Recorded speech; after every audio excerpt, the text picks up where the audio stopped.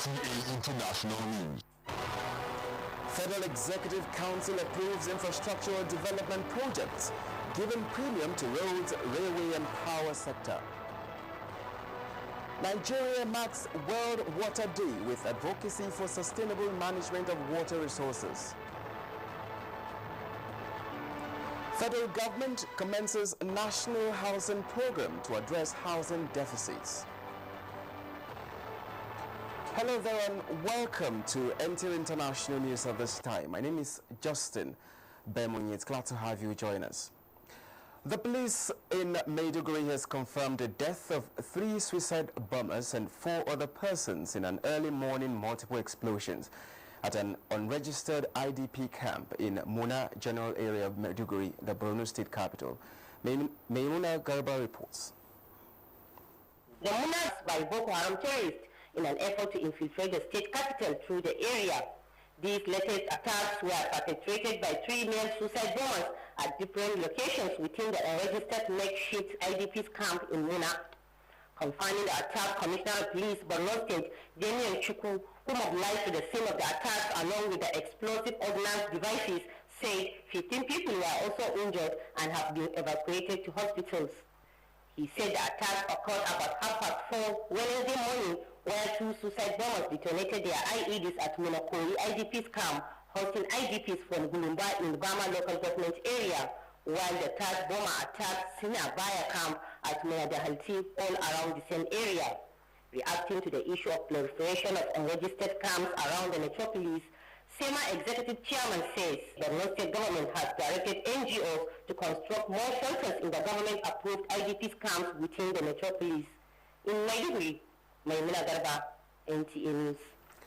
Residents of Zakibiam, Okum local government area of Benue State, are gradually coming to terms with the incident of Monday when the town came under attack from unknown gunmen, leading to the loss of several lives. Achigili Magaji, who visited the town, reports that security has been beefed up, while security agencies are on the trail of the perpetrators. Noted for its status as a major hub for yam sale in the country, Zakibiam was thrown into turmoil on Monday when attacked by unknown gunmen left 17 persons dead and several others wounded. Many of the residents who could not contend with the situation are living with a few of their belongings, while many shops are still locked. Concerned by the incident, Governor Samuel Otum, in company of security commanders in the state, visited the town in a move to restore confidence. His first port of call are the 2 private hospitals where the injured were taken to. The governor, who also visited the popular yam market, expressed dismay over the incident. You can see that there is massive damage, both in terms of houses and all that. We evaluate it and see how we can come in to help the people to continue their normal life. The Commissioner of Police, Bashir Makama, attributed the attack to a gang of criminals, saying that some of them have already been arrested. I don't see it as criminal because nothing is in contest. But I see it as just common criminals who have come to create terror in the minds of people in this place. At a meeting with the people, Governor Tom assured them that the attackers will be made to face justice, as government will compensate all those who lost property, as well as pick up the medical bills of the injured. The people expressed gratitude for the governor's show of concern by his prompt visit in Zakibiam. Achigili Magaji, NTA News. A 5-day delocalized meeting of the Joint Committee on Political Affairs, Peace, Security and Judicial Affairs of ECOWAS Parliament has begun in Bamako, Mali. Olainka Ojo reports that the Joint Committee comprises members from 15 ECOWAS member states. Despite initiatives and efforts deployed by ECOWAS member states, terrorism remains a major insecurity in West African region. The meeting is part of efforts to find lasting solutions to the challenge. As part of ECOWAS 2016 to 2020 strategic plan, Speaker ECOWAS Parliament Mustapha Siselo urged the committee members to come up with recommendations, policies and strategies to meet security challenges in West Africa, thereby entrenching peace. This meeting also offers us the opportunity for members of parliament to further understand the peace process. Speaker of the National Assembly of Mali, Isaka Sidibe, also noted that in spite of all odds, Mali is committed to work for peace and reconciliation. Other members of parliament also advocate the need for cross-border cooperation. One of the ways that we can do is to see how the bigger countries, the stronger countries, can help the weaker ones. Regional integration is based on solidarity. The African Union needs to call its members to see how they can contribute a certain percentage of the national budget towards the development of these areas. If we don't have joint cooperation with our neighboring states, there is no way we can carry out these cross-border activities. Design an inclusive political system, an inclusive and accountable social and economic system that takes care of almost everybody. This is the first delocalized meeting of Joint Committee on Political Affairs, Peace and Security, as well as Judicial Affairs for the year 2017. In Bamako, Mali, Olayinka Ojo, NTA News. And back here in Nigeria, the Federal Executive Council has approved various contracts aimed at enhancing the development of critical infrastructure across Nigeria for socio-economic prosperity. These are in the areas of roads, railways and power sector as essential arteries for development. Minister of Power, Works and Housing, Babatunde Fashola, and his FCT counterpart, Mohammed Musa Bello, gave details on the approvers at a media briefing after the council's meeting. State House correspondent Adamu Sambo has details. That report will come our way in the course of the bulletin. Given the high rate of examination malpractice in the West African sub-region, Vice President Yemi Osinbajo has challenged educators to set moral and ethical standards to reflect the reality of modern times through the development of curricula that emphasizes hard work. He said that these are the opening ceremony of 65th Annual Council meeting of the West African Examinations Council in Abuja. Franca Ozoma Olua reports.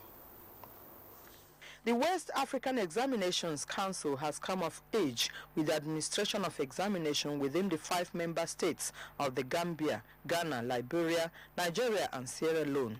But this is not without the challenges of examination malpractices which threaten the quality of academic attainment and manpower needs in the sub-region. To Vice President Professor Yemi Osinbajo, educators must redefine success to young people to mean hard work, effective planning and teamwork. We are no longer concerned with the process or means of attaining success. The end, it appears today, justifies the means, which explains why cheating in exams and fake certificates simply do not generate the sort of outrage that such conduct would have generated years ago. The annual council meeting is an opportunity to address the problems facing education and its assessment across the 5 member nations of WAEC. We are confident that the Council will be able to come up with strategies to combat all the problems and challenges that face examination administration across the 5 members of WAEC. Despite the challenges of insurgency in some parts of the sub-region, the Council successfully conducted international examinations in 2016, in which Nigeria had 1.7 million enrollment out of 2.2 million candidates from member states. The Council's survival and achievements since inception could not have been possible without the cooperation and support of the governments. The poor performance of candidates in public examinations has remained worrisome to states and other important educational issues in the member countries. Nigeria's Ayodeji Oluwafisayomi became the second prize winner of the International Excellence Award for the works for school candidates in 2016, while Ghana took first and third positions. Meanwhile, renowned Professor Amos Shaibu's lecture at the 22nd Annual Endowment Fund focused on revamping the poor quality of academic achievement of secondary school students in science, the pivotal role of WAEC from a Nigerian perspective. A major objective of the WAEC Endowment Fund is to support awards for outstanding performance by candidates in various member states. The awards, which are in 2 categories, international and national, were instituted in 1984. Franca Uzoma Olua, NTA News. And from the National Assembly comes a report that the Senate has called for immediate resignation of the Comptroller General of Customs, Hamid Ali. The decision followed the Comptroller General's failure to honor Senate invitation to appear before it to explain the rationale behind the introduction of retroactive payment of customs duties on vehicles.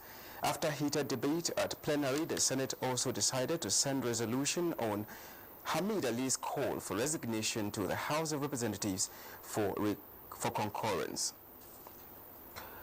2 weeks after the Nnamdi Azikiwe International Airport was closed for reconstruction work on the runway, Information and Culture Minister Lai Mohammed says flight operators at the Kaduna Airport serving as alternative has so far been successful. The minister stated this in Kaduna.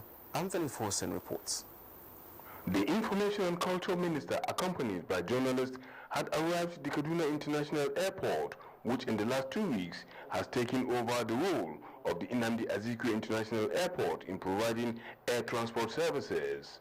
Expressing satisfaction with the arrangement and level of compliance, the minister pointed out that routine shutdowns of an airport is not new. We have done all that ought to be done within a very short time. There's no way you can replicate Abuja and Kaduna within the time frame. But if the objective is to ensure seamless, operation, if the objective is to ensure, minimum disruption to services, minimum disruption, minimum inconvenience, minimum, absolute, safety and security, I do not think we can do more than what we have done now. On his part, the Minister of State for Aviation, who spoke on federal government's plans for airports across the country, said Nigerians must imbibe the culture of supporting government initiatives in executing projects that have direct bearings to the safety and well-being of the citizens, rather than criticizing its cost implication. He added that the Abuja airport requires a second runway.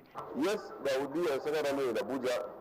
Hopefully within the next 24 months, we would have a new runway, by hope.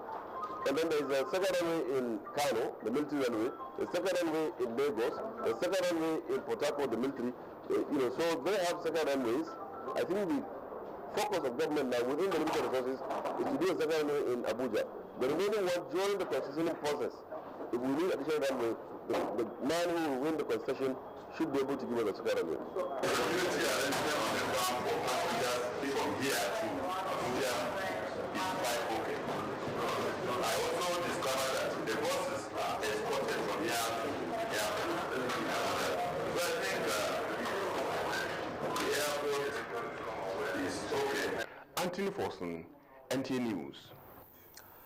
March 22nd every year is the United Nations World Water Day. A day set aside to focus attention on the importance of water and advocate for the sustainable management of the resources. In this report, Adebola Brookslyn Sunday takes a look at the significance of this year's theme, Waster Water. Research shows that water covers about 71% of Earth's surface, and 90% of the resources is salty, and about 3.5% of the water on Earth is fresh water that is potable, and 1/3 of this fresh water is underground. Water is believed to be fundamentally important to human survival and linked with the health of the environment and economy. It is often said that one can live 1 to 2 months without food, but there's nobody that can survive for 72 hours without water. Despite its importance, water analysts say over 80% of wastewater generated by the society is released back into the ecosystem without being reused or treated. And the wastewater not only harm and pollutes the environment, but poses health hazard to billions of people around the world. At this point in time, our professionals and our planners must also begin to think of recycling wastewater back for domestic use, sometimes for agric use, and so on and so forth. Nigeria presently has over 400 billion cubic meters of both surface and underground water. Many are surrounded by clean water and it is readily available for their daily use, so much that they rarely pause to consider what life will be without it. Anything that you have in abundance, so to speak, and is not well managed, then of course it might pose some disaster in the near future. Apart from the fact that you will have managed to reuse, you will have also failed to manage the environment. But because every wastewater that flows out of its usage is a potential danger for epidemic. Statistics indicate that there are over 663 million people living without a safe water supply and facing the health impact of using contaminated water. The theme of this year's celebration is in support of the Sustainable Development Goal 6.3 on improving water quality, treating and reusing of wastewater. Observers believe that effective wastewater management will improve lives and the environment as well as make economic sense. Adebola, Brooklyn Sunday, NTA News. If you're just joining us, this is the news on NTA International from Abuja, Nigeria's capital city. Do stay tuned for more reports after the break.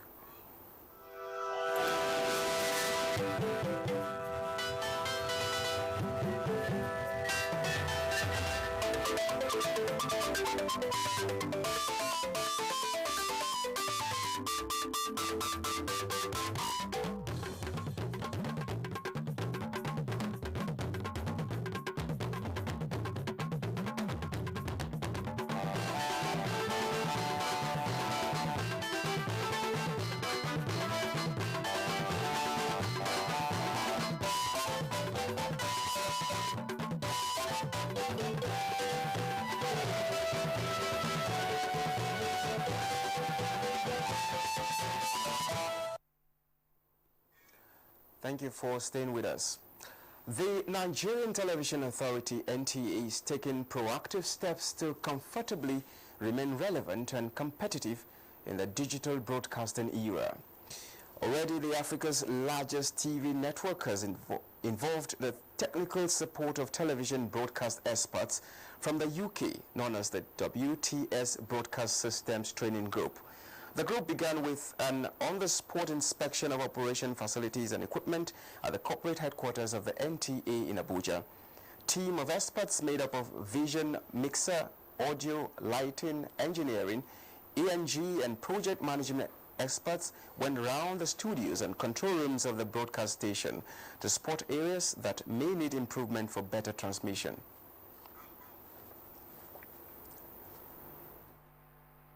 They will look at facilities, news outputs, quite a number of all the entire system. We'll be talking with them to see how NTA can improve. Now that we're going to a digital era, we are going to compete. So our output must improve. The inspection will pave way for a subsequent and adequate manpower training that will enhance and equip the NTA human resource needed for an improved output. The Presidential Enabling Business Environment Council, headed by Vice President Yemi Oshinbajo, met in Abuja to assess the level of performance of its 60-day National Action Plan. Here is State House correspondent Jide Onifade with the details. From 21st of February 2017, date of approval, to April 21st, 2017, the 60-day National Action Plan is aimed to implement a series of quick means that will make it progressively easier for small and medium enterprises in Nigeria to do business and thrive.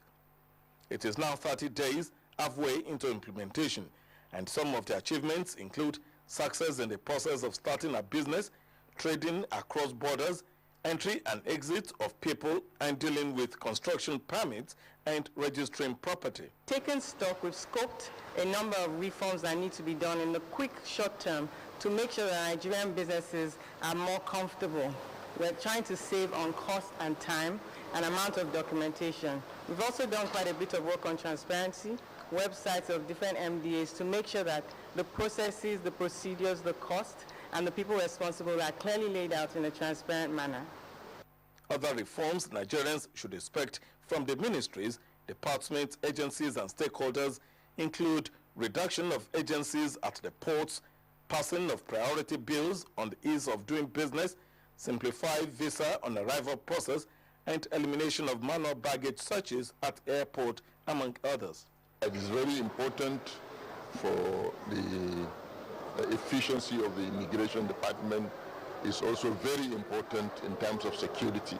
Those who are supposed to be paying tax, only 10% are paying tax. And therefore now we have increased our net, and all those who are supposed to pay tax must pay tax. In other climes, sports is a serious business. Then why not in Nigeria? This was discussed when the Vice President had audience with some members of the Nigerian sports development. We, the ex-internationals, have decided to lend a helping hand to the federal government to chart the best way forward for our youth, because obviously no government anywhere in the world can fund sports 100%.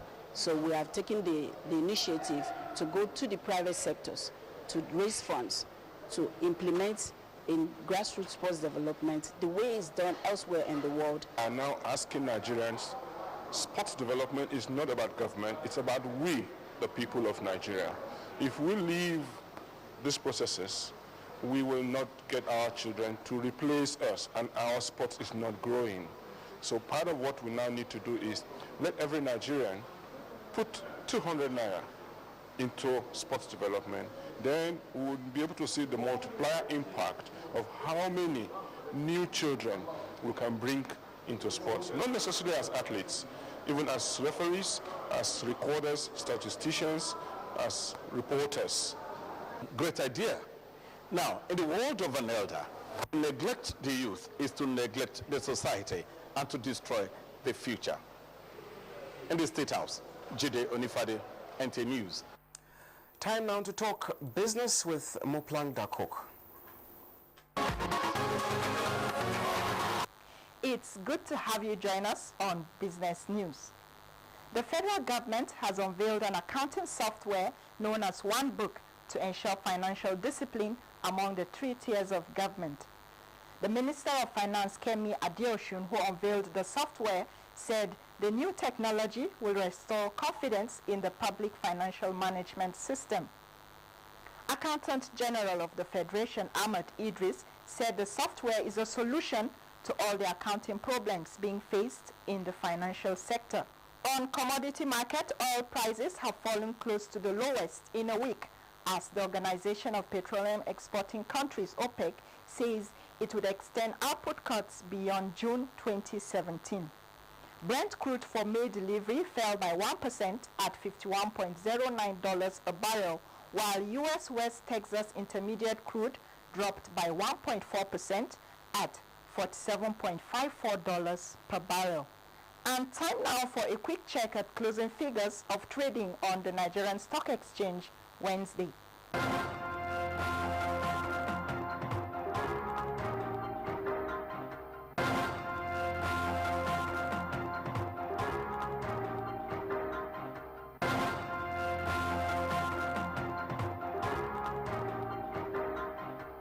The stock market wraps up this segment. The news continues. I am Moplang Dakok. And for reports around the globe, here is Ilyasu Ali Yakubu. Morocco and China's Haiti group signed an agreement to launch an industrial park near Tangiers for 200 Chinese companies that will create tens of thousands of jobs. The agreement was signed after a ceremony at the Royal Palace in the port city, attended by King Mohammed VI. With an initial investment of $1 billion, the king said Tangier Tech City aims to generate 100,000 jobs, including 90,000 employees from the Tangiers area.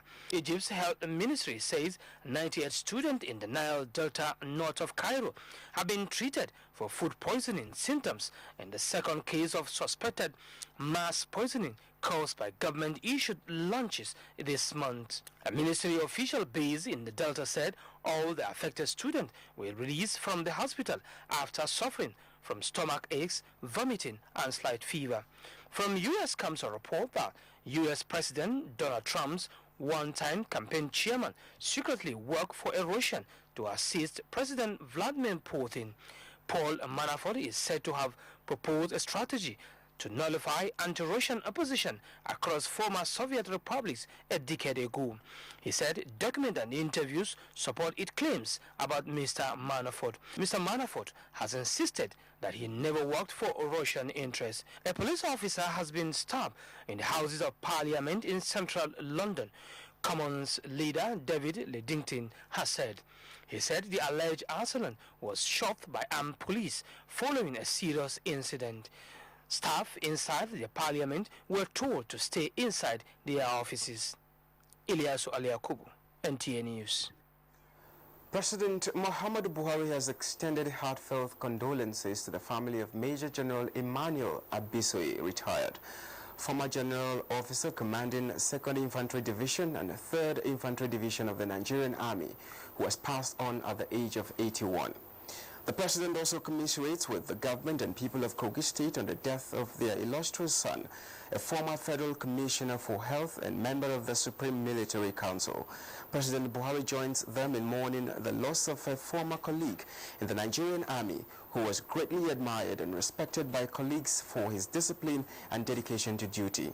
As one of his predecessors in the 2nd Infantry Division of the Nigerian Army in Ibadan, Oyo State, the president recalls with nostalgia the towering role and sterling leadership qualities of the late general in promoting professionalism in the military as well as securing Nigeria's borders and territorial integrity during the Civil War. President Buhari believes that Major General Abisoye, who once headed a panel of inquiry set up in 2009 to resolve the conflict involving Hausa Fulani indigenes of Plateau State, will be greatly remembered for his outstanding contributions to the unity and peace of the country. And now to sports. Nigeria judo coaches for training in Zambia as Paris insists on its bid for hosting Olympics in 2024 only. Details with Amanzi Marcos and Sports Update. 18 judo coaches from Nigeria will in May